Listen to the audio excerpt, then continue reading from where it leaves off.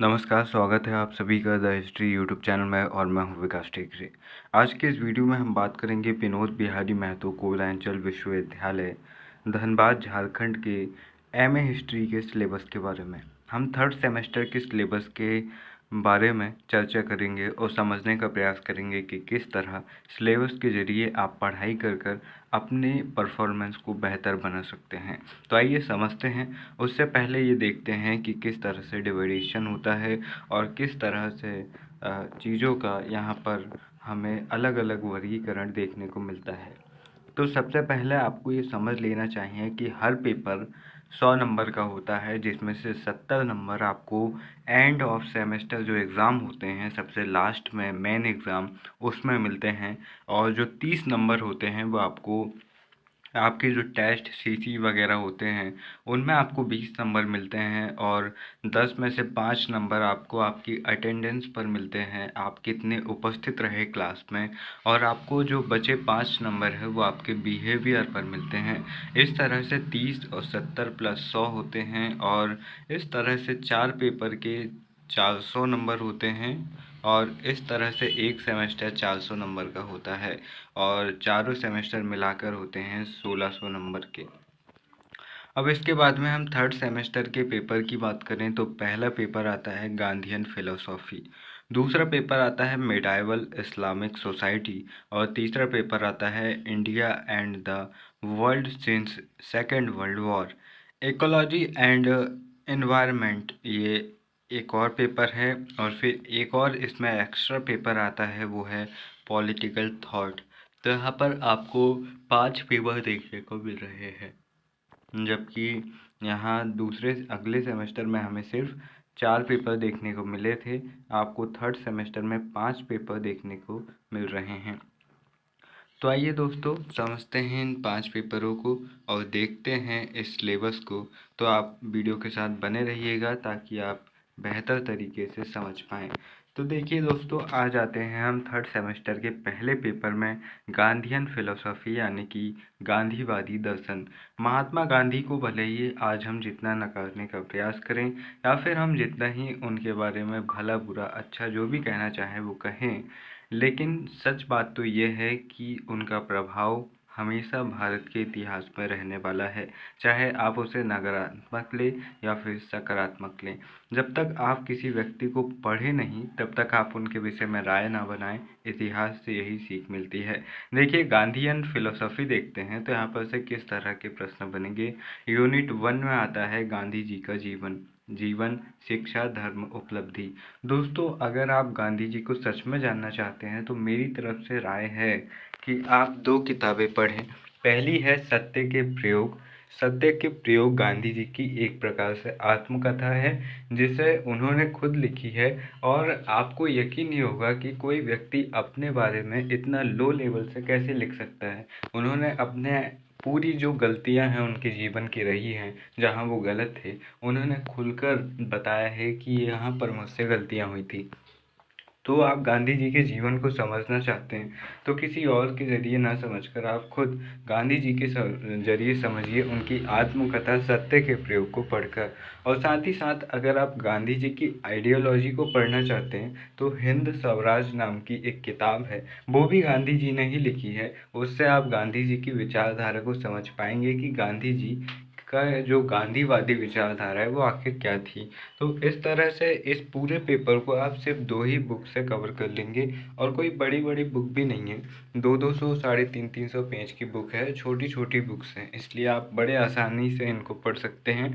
इस और इनसे आप ये भी समझ पाएंगे कि आप जो वर्तमान समय में प्रेजेंट टाइम में गांधी जी के लिए जो विचारधाराएं उत्पन्न होती है या फिर जो लोग सोचते हैं वो किस तरह से उनके प्रति आप अपना थिंकिंग प्रोसेस बना सकते हैं। दोस्तों, दूसरी यूनिट में आपको दक्षिण अफ्रीका में गांधी जी के बारे में पढ़ना है कि दक्षिण अफ्रीका वो क्यों गए, वहाँ पर उन्होंने नस्लवाद के विरोध अभियान चलाया, साथ ही उन्होंने वहाँ पर सत्याग्रह आंदोलन किया और नेटाल इंडियन कांग्रेस की स्थापना की। तीसरी यूनिट में आपको गांधी जी और विनोबा भावे के बीच में आपको संबंध बताना है और गांधी जी और विनोबा भावे की जो आपसी विचार थे उन पर आपको बताना है। दोनों के संबंध बताने हैं क्योंकि जब 1942 भारत छोड़ो आंदोलन के समय में व्यक्तिगत सत्याग्रह हुआ तो पहला व्यक्तिगत सत्याग्रही गांधी जी ने विनोबा भावे को ही नियुक्त किया था, क्योंकि गांधी जी उस समय पर जेल में थे और गांधी जी ने पूरी जिम्मेदारी इन्हें दे दी थी।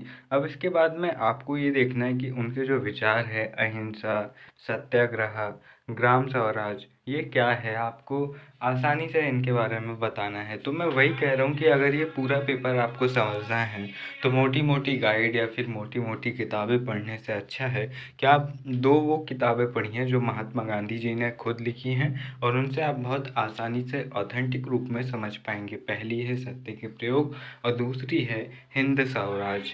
ठीक है दोस्तों, अब यूनिट सी में आते हैं। यहाँ पर धर्म और राजनीति संबंधी गांधी जी के विचार आपको बताने होंगे कि वो धर्म के बारे में क्या सोचते थे, वे राजनीति के बारे में क्या सोचते थे और उनका राजनीति के प्रति क्या दार्शनिक दृष्टिकोण था। महात्मा गांधी को लेकर कन्फ्यूज ये भी होती है क्योंकि देखिए, भारत में जितने भी बड़े नेता हुए हैं वो किसी एक क्षेत्र में प्रसिद्ध हुए, इसलिए उस क्षेत्र के विषय में उन्हें सबसे ज़्यादा महान माना जाता है। जैसे जो भीमराव अंबेडकर जी थे वो दलितों के लिए भगवान हैं, लेकिन क्या वो ब्राह्मणों के लिए, सवर्णों के लिए, ब्राह्मण जो ऊंची जाति के लोग हैं क्या उनके लिए वो भगवान हैं? नहीं, वो उनके लिए एक आदर्श व्यक्ति है। लेकिन जो महात्मा गांधी थे उनका कोई एक जॉनरा नहीं रहा, वो किसी एक क्षेत्र के नहीं रहे बल्कि उन्होंने हर क्षेत्र में योगदान दिया। इसलिए यही कारण है कि कोई भी क्षेत्र, हिंदू भी ये खुलकर नहीं कह सकता कि महात्मा गांधी हमारे नेता थे, मुस्लिम भी ये खुलकर नहीं कह सकते कि महात्मा गांधी हमारे नेता थे, क्योंकि वो सब तरफ बराबर बटे हुए थे। जबकि अन्य जो क्रांतिकारी थे वो किसी एक क्षेत्र में थे। जैसे भगत सिंह एक हिंसात्मक क्रांतिकारी थे। उनका ये सिद्धांत था कि आज़ादी मांगने से नहीं मिलेगी, आज़ादी छीन कर लेनी पड़ेगी। इस तरह से उनके सिद्धांत थे। तो हर क्रांतिकारी, हर महान व्यक्ति की विचारधारा को समझने के लिए हमें उन्हें पढ़ना पड़ता है। बिना पढ़े अगर आप किसी के लिए धारणा बनाते हैं तो फिर आप इतिहास के विद्यार्थी नहीं कहला सकते। दोस्तों, इसके बाद में देखिए अगली जो 5वीं यूनिट है वो हम देखते हैं। तो 5वीं यूनिट में क्या आता है, अस्पृश्यता, यानी कि जो अनटचेबिलिटी होती है उसके लिए जो गांधी जी के विचार थे और उन्होंने क्या योगदान दिया वो आपको बताना है। और ट्रस्टीशिप की जो अवधारणा थी, दोस्तों ट्रस्टीशिप की जो अवधारणा वो बहुत पावरफुल कॉन्सेप्ट है जो महात्मा गांधी ने दिया है। अब इसके बारे में भी आपको बताना होगा।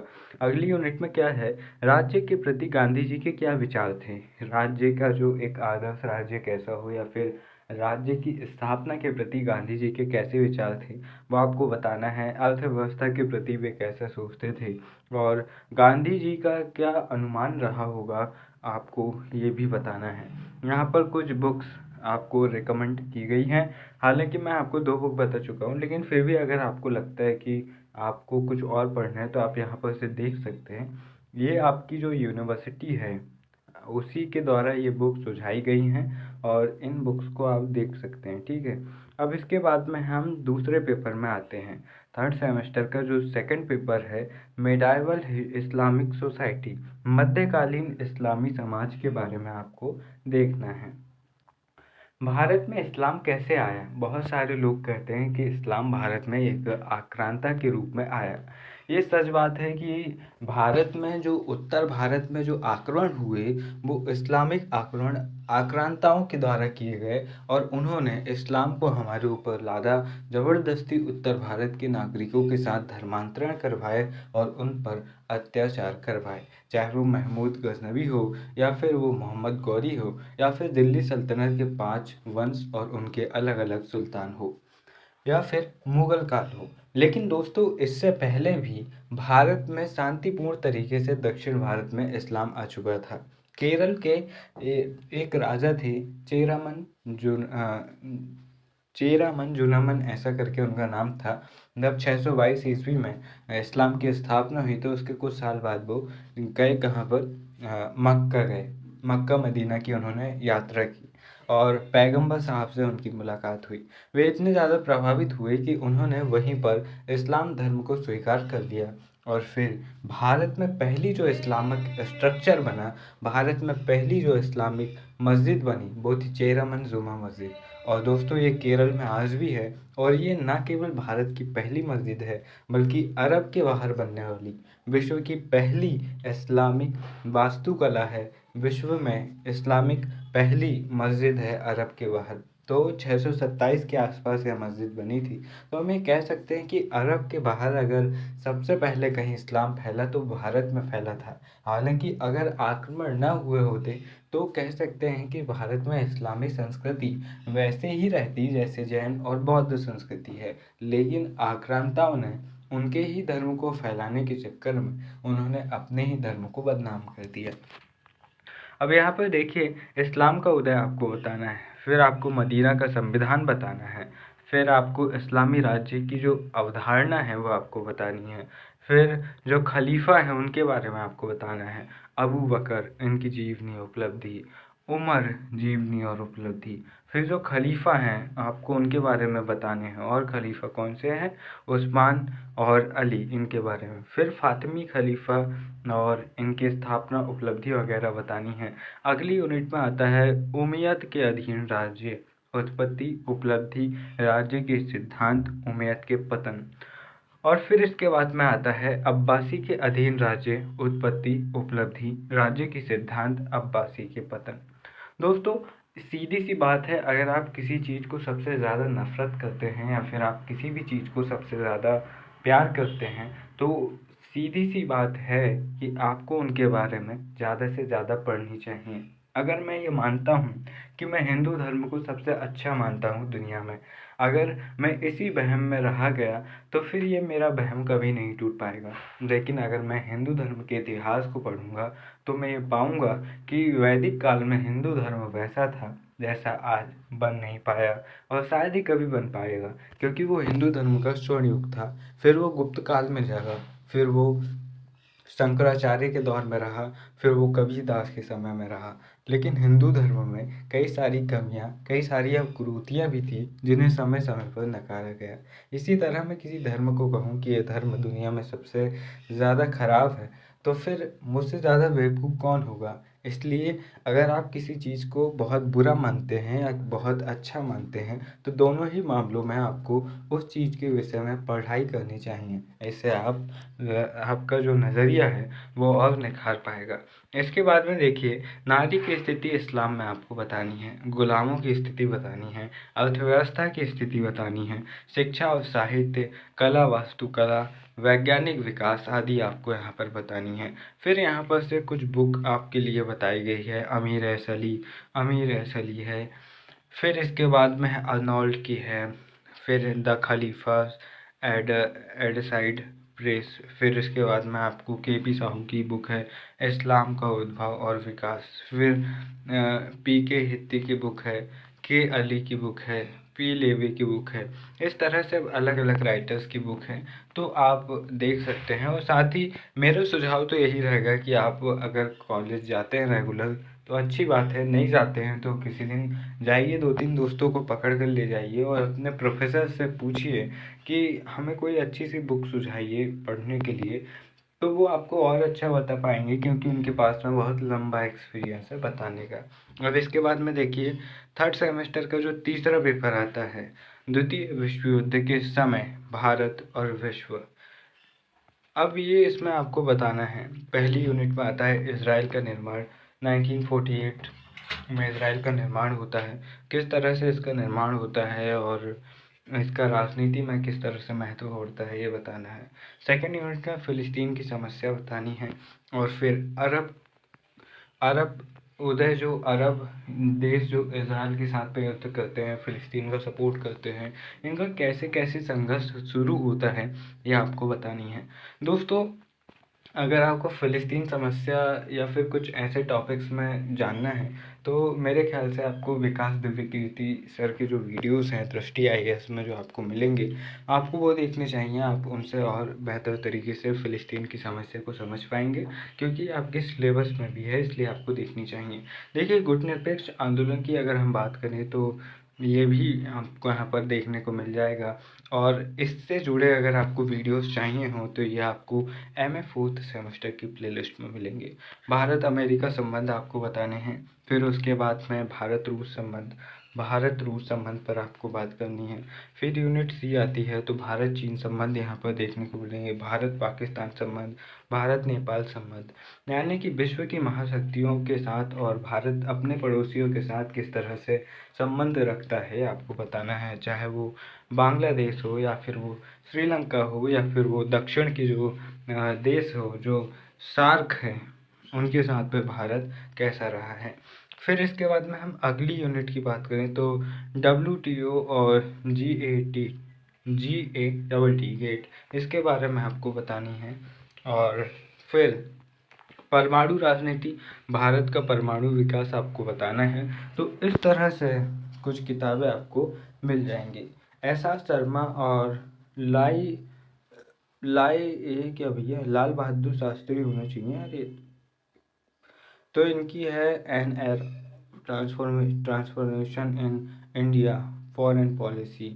अब यह किताबें हैं बहुत सारी, आपको ये देखनी है। चौथा पेपर आ जाता है पर्यावरण और पारिस्थितिकी, इकोलॉजी एंड इन्वायरमेंट। तो यहाँ पर पहली यूनिट में क्या है, यहाँ पर परिस्थिति है और पारिस्थितिकी यानी कि इकोलॉजी, इसका अर्थ और इसके बारे में आपको बताना है। और दूसरे विषय के साथ में पारिस्थितिकी यानी कि इकोलॉजी का संबंध आपको बताना है। फिर अगला जाता है पर्यावरण, पर्यावरण के अवयव और सिद्धांत, अर्थ और अवधारणा, अवयव आदि। फिर इकाई यूनिट भी आती है तो सिंधु घाटी सभ्यता, शहरीकरण, विशेषता, प्रमुख शहरी स्थल, यह आपको बताने हैं। फिर वैदिक काल में पर्यावरण चेतना और मौर्य काल में जंगल आदि, यानी कि आपको पूरे समय की इकोलॉजी, जो पर्यावरण है, जो हमारे जंगल हैं, जो अलग अलग प्रजाति के पेड़ पौधे जीव जंतु हैं, इनके बारे में आपको बताना है। प्राचीन भारत की इकोलॉजी बतानी है। तुर्क अफगान काल में जो प्राकृतिक संसाधन की खोज और उपयोग किए जाते थे वो बताने हैं। मुगल काल के प्राकृतिक संसाधन और उनके उपयोग के विषय में बताना है। फिर अगली यूनिट में आता है कि ब्रिटिश भारत में वन्य और वन्य प्राणी प्रबंधन कैसा था, ये आपको बताना है। साथ ही आपको इंडियन फॉरेस्ट एक्ट 1878 और इंडियन फॉरेस्ट एक्ट 1927 के विषय में भी जानकारी पढ़नी होगी। इसके बाद में प्राकृतिक संसाधनों पर आधारित उद्योग, ये आपको बताना है। फिर प्राकृतिक संसाधनों का दोहन किस तरह से किया जा रहा है, ये आपको बताना है। जल प्रबंधन, ये आपको बताना है। फिर यूनिट ई आती है वनों की कटाई और विस्थापन, ये आपको समझना है। जनसंख्या और प्रदूषण, फिर झारखंड में वन्य जीव प्रबंधन, ये आपको पढ़ना होगा और इनसे जुड़े प्रश्न बनेंगे। देखिए दोस्तों, यहाँ पर एक और एक्स्ट्रा पेपर है, 5 पेपर है थर्ड सेमेस्टर में, जबकि अभी हम फर्स्ट सेमेस्टर और सेकंड सेमेस्टर में सिर्फ 4 पेपर ही थे। तो यहाँ पर देखिए, यूनिट ए की बात करें तो यहाँ पर जो पेपर है, यहाँ पर राजनीतिक विचार है, पॉलिटिकल थॉट है। तो यहाँ पर आपको ये बताना होगा कि जो प्रमुख दार्शनिक रहे हैं जिन्होंने राजनीति के विषय में कुछ लिखा है, उनके क्या क्या विचार थे राजनीति के विषय में। जैसे हैं अपने भाई साहब प्लेटो का योगदान, प्लेटो के बाद में आ जाएंगे अरस्तु। फिर प्लेटो का आपको न्याय का सिद्धांत, शिक्षा का सिद्धांत, आदर्श राज्य का सिद्धांत, ये बताना होगा। फिर आ जाते हैं अरस्तु का सिद्धांत। फिर आ जाते हैं कौटिल्य, इनका है जो साप्तांग और मंडल सिद्धांत है, यह आपको समझाना होगा। फिर हॉब्स आ जाते हैं, हॉब्स का जो राज्य की प्रकृति और संप्रभुता है। फिर आ जाते हैं लॉक, प्राकृतिक अधिकार और सरकार का सिद्धांत, ये आपको बताना है। फिर आते हैं रूसो, सामाजिक अनुबंध के सिद्धांत और सामान्य इच्छा, फिर आ जाते हैं अर्नोल्ड टॉयनबी। तो अर्नोल्ड का राजनीतिक विचार महत्व आपको देना होगा। फिर मैकियावेली के राजनीतिक विचार और शासनकाल में राजकुमारों की स्थिति के विषय में आपको बताना है कि मैकियावेली किस प्रकार से अपने किताबों में लिखते हैं। दोस्तों, इसके बाद में आपको मॉन्टेस्क्यू के जो राजनीतिक विचार है वो आपको बताने होंगे। फिर आ जाएंगे बेंथम का उपयोगितावादी, जॉन स्टुअर्ट मिल, फिर फिर उसके बाद में आ जाएंगे फ्रेडरिक हीगल, फिर महात्मा गांधी। इनका आ जाता है सत्याग्रह, अहिंसा, आदर्श राज्य का सिद्धांत।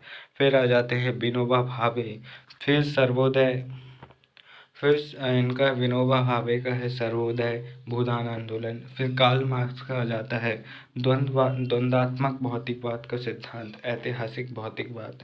तो उन थिंकरों के विषय में आपको बताना है जिन्होंने राजनीतिक विचारधारा में रहकर कुछ राजनीतिक सिद्धांत दिए हैं और उनके सिद्धांत आज भी मान्य हैं या फिर एक समय तक मान्य थे।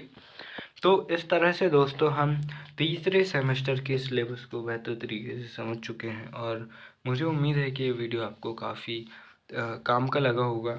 और वीडियो के अंत में बस इतना ही कहना चाहूँगा, परिस्थिति की पाठशाला ही इंसान को वास्तविक शिक्षा देती है। इसलिए ज़रूरी है कि आप अपनी परिस्थितियों और अपने साथ चलने वाले समय के सीखते चलते जाएं, क्योंकि ज़रूरी है कि आप हमेशा सीखते रहें, वरना ना सीखने पर चोट बहुत जम से लगती है। फिर मिलेंगे अपने किसी और वीडियो में, तब तक के लिए नमस्कार, जय हिंद।